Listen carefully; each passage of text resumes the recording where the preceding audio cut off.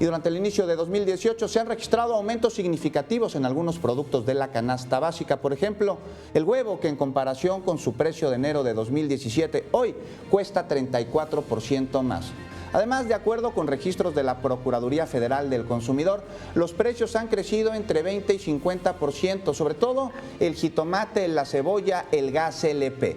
Esto significa un menor poder adquisitivo para las familias mexicanas. ¿Cuáles son algunos de los factores que influyen en la variación de los precios? Miren, entre otros está la inflación, el tipo de cambio del dólar, así como el costo de los combustibles. Y para analizar esta situación que afecta directamente a la economía de los hogares mexicanos, saludamos con mucho gusto al doctor José Nabor Cruz Marcelo. Él es investigador del Instituto de Investigaciones Económicas de la Universidad Nacional Autónoma de México. Doctor, muchas gracias por acompañarnos en Benito. Muy buenas noches, gracias por la invitación. Muy buenas noches. Y platicábamos precisamente, Juan, ayer de esta alza de los precios en la canasta básica. Lo vivimos, doctor, durante la cena de Año Nuevo, Navidad, ya comenzábamos a padecerlo. ¿Qué nos espera con este aumento de la canasta? Mire, desafortunadamente vivimos una época en la cual se están conjugando varios factores que están empujando ese incremento de precios. Ya dabas algunos datos, pero sobre todo la importancia del excesivo volumen de compras al exterior de los granos básicos que como país estamos realizando en los últimos 5 años. Prácticamente del total de las compras que como país hacemos al exterior de granos básicos, el 40% lo componen el maíz, el trigo, el frijol, el arroz y la soya. Evidentemente que estas presiones del tipo de cambio, que dado a que 2018 va a ser un año electoral y que eso va a ir acompañado con cierta volatilidad financiera y económica, va a presionar el tipo de cambio y evidentemente va a encarecer esas compras al exterior. Algunos otros datos que dan cuenta de por qué se han incrementado es que del consumo anual que tenemos de maíz, prácticamente 15 millones de toneladas las compramos al exterior y nuestro principal proveedor es Estados Unidos. Entonces también si hay alguna situación, ya sea por desastres naturales o por una, no quiero decir crisis económica, pero tal vez una recesión en Estados Unidos por el contexto de su reciente reforma fiscal, nos puede afectar, puede encarecer el maíz y evidentemente se puede dar el fenómeno del tortillazo que ya tuvimos en los primeros días de este año. Doctor, felicitas, pues ¿qué podemos nosotros esperar como acciones por parte del gobierno federal, incluso de la iniciativa privada, para proteger el bolsillo de las familias, que la vida no cueste tan cara, que sea accesible para todos? Aquí habría dos factores muy puntuales. El primero es que el Banco Central, que Banxico, continúe operando algunas medidas de política monetaria para tratar de aligerar la presión al tipo de cambio. Desafortunadamente el incremento de tasas de interés, que es una de esas medidas de política monetaria, tiene un efecto negativo porque encarece el endeudamiento que ya se haya contratado, pero bueno, finalmente dado los mecanismos de economía, pues es esa variable que se tendría que modificar al alza y que varios analistas ya estamos previendo que se dé en el primer trimestre de este año.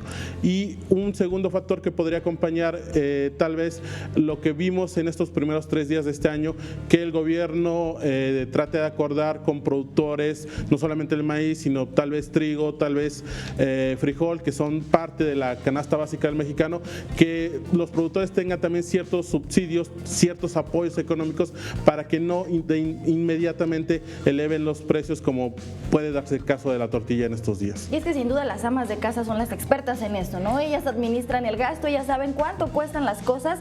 ¿Qué recomendación hay para ellas? Porque a final de cuentas llevarle alimento a casa no es sencillo cuando están incrementando los precios. Claro, y sobre todo también dado lamentablemente los ingresos tan bajos que tienen los hogares mexicanos. Una parte es el salario, que desafortunadamente, si bien se ha incrementado el salario mínimo, pues no es suficiente para hacerle frente a estos incrementos, pero una de las recomendaciones es hacer ejercicios comparativos de los precios. Evidentemente va a haber, no solamente en las grandes tiendas comerciales, sino también en los mercados, supermercados, va a haber lugares donde el incremento sea aún mayor y bueno, tal vez, como bien lo dices, las amas de casa pueden hacer ese monitoreo de qué lugares no se han incrementado tan fuerte los precios y hacer sus compras en esos lugares. También es cierto que Profeco ha advertido que hay elementos, hay comerciantes que están aprovechando esta coyuntura para incrementar de una sobremanera más fuerte los precios, entonces ese monitoreo puede ser importante.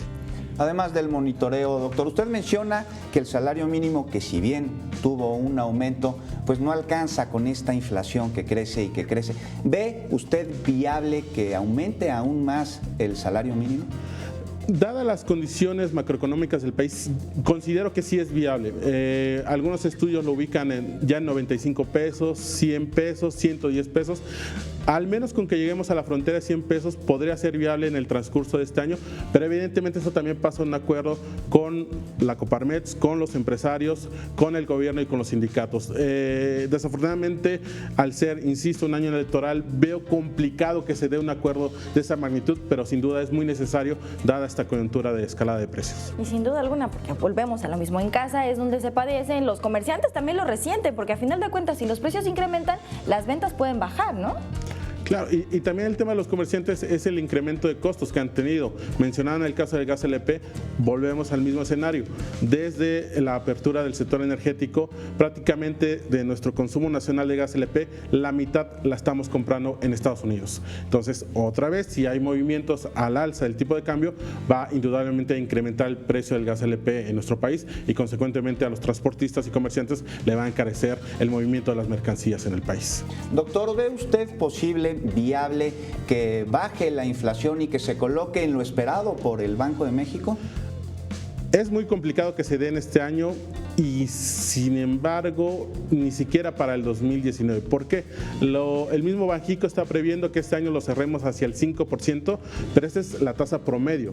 Uno de los indicadores que finalmente las amas de casa ya lo tienen enfrente, que es el gran encarecimiento de ciertos productos básicos, es que hay dos clasificaciones de los precios, la inflación subyacente y la no subyacente, que contiene a los energéticos y a los alimentos.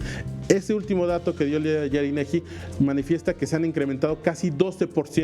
Entonces, ese incremento de 12% seguramente va a continuar en el primer trimestre de este año y tal vez cerremos en un 7-8%, pero aún así va a ser una tasa muy alta para este año de que se incrementen los precios para los consumidores. Pues el panorama no es nada sencillo, sin duda alguna. Hay que tener mucho cuidado con la cartera, administrar bien los gastos y estar atentos a la información también, doctor, para que, bueno, no nos sorprendan de manera que no estén autorizados. Claro, sí, sobre todo, vuelvo a reiterar, hay evidentemente probablemente comerciantes que quieran abusar de esta coyuntura, pero bueno, insisto, el monitoreo va a ser crucial para detectar los lugares donde no haya incrementos tan fuertes. Estaremos pendientes, doctor, y sobre todo cuidando el bolsillo y no endeudándonos. Así es, eso es clave también, porque la tasa de interés se prevé que se vuelva a incrementar y todos los créditos lamentablemente se van a encarecer también. Le agradecemos mucho que nos haya acompañado esta noche, que nos haya informado sobre estos precios, a qué se deben y bueno, qué es lo que podemos esperar y sobre todo prever durante este año. Así es. Bueno, muchísimas gracias. Al contrario, gracias. Pues ahora lo invito, vamos.